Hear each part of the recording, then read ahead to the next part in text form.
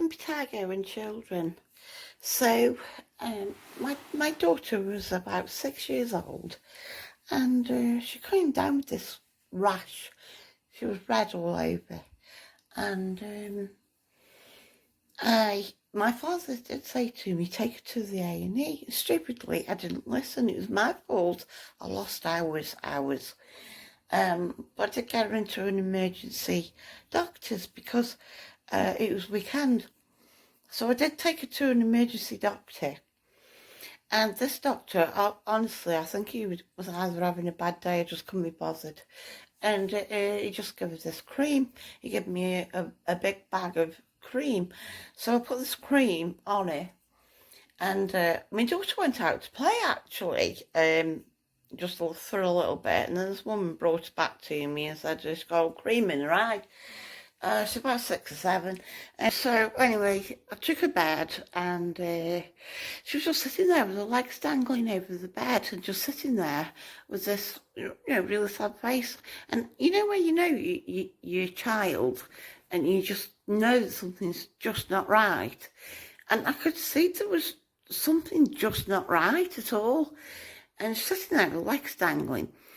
And instead of just saying, go bed, I just ran downstairs and I phoned the ambulance, and they said, well, what's up with your daughter? I said, don't know. That's all I said. I said, don't know.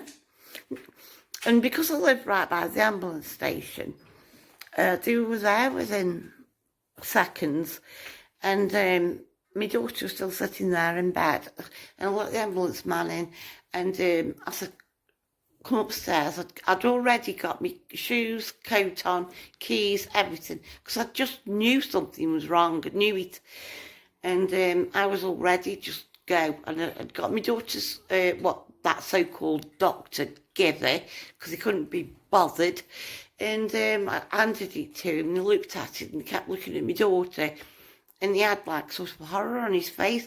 I can remember his face. He looked at me and I looked at him, and he said, let's go to the hospital. So I ran, picked my daughter up, and how I didn't fall down those stairs I will never ever know. Because I ran down those stairs with my daughter in my arms, and I will never ever know how I did not fall down those stairs. And I got her in the ambulance, and he was still looking at my daughter, horrified, and I was as well. Anyway, so we got her to the hospital, and she was put in a room on her own, away from everybody else. And they pumped her with that many antibiotics. I was in there for about a week. They pumped her with that many antibiotics as by the end of the week, they couldn't give her any more because they said the antibiotics were just coming out of her. I mean, they were giving her needles and shoving the antibiotics in her back that way. And they said they can't pump her with any more because the antibiotics started coming out of her. Now, anyway, she was all right.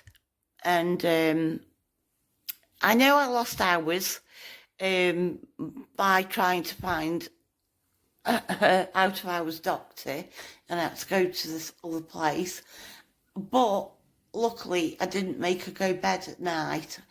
I could have done, but you just know when there's something just not right with your child. She was just sitting there doing nothing, and I thought, this isn't right. I ain't going to make her go bed. Luckily I didn't. I mean, yes, I lost hours in the day with her, but I didn't put her to bed. And I took her straight to the hospital, and she did survive. I mean, I know that you can have small little patches on your face of impetigo, but she had it all over.